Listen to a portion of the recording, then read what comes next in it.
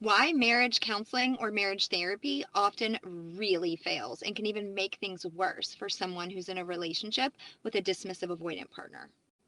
I'm Dr. Sarah Hensley. I'm a specialized social psychologist, and I've been studying the science of attachment and attraction inside romantic relationships for over 15 years. So, if you know anything about attachment or you follow my channel, you know that dismissive avoidant individuals grew up in environments where their emotions were often dismissed or even punished. And so they have a lot of subconscious programming around how emotions are bad, emotions are weak. And so they developed a strategy as a child to suppress their emotions and distract their way through life, which is why they're always workaholics and they tend to pull away in romantic relationships. They lack emotional vulnerability. They struggle to plan, prioritize, and reciprocate emotional affection and attention to their partners. You guys knew the chart was coming, didn't you? Okay, so imagine you're a person who was neglected emotionally in childhood. And you don't realize this, but when your feelings come up, you don't externalize them and talk about them, you internalize them in this flight state and quickly go up into disassociation because you were built with a blueprint where your brain goes, oh, there's feelings.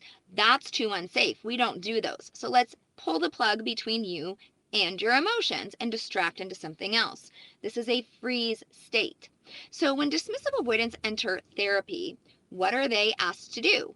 They are asked to bring up their own emotions, which they don't know how to do effectively without going into one of these situations. They don't know how to process safely and appropriately. So they really struggle to call upon their own emotions in a therapeutic situation. And then when they're with their partner and their partner is expressing emotions, they get the same degree of overwhelm because it's not just their emotions that are unsafe.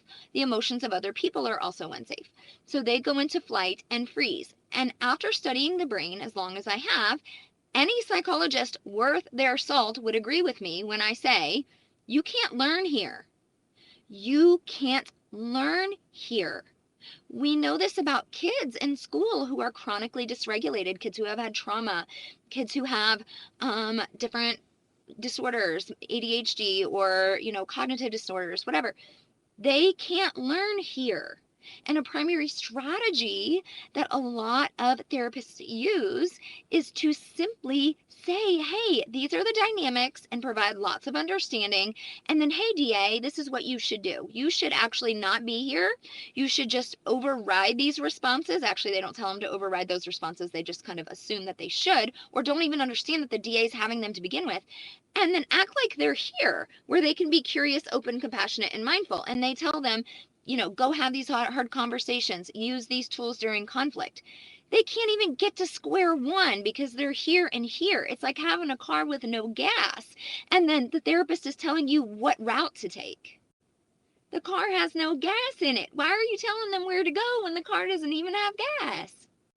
Therapists do not come for me. You guys do great work, and I'm not saying that you don't do great work. And there are a lot of marriage and family therapists that do a really, really good job, especially if they understand attachment and they understand what's happening to the DA, okay?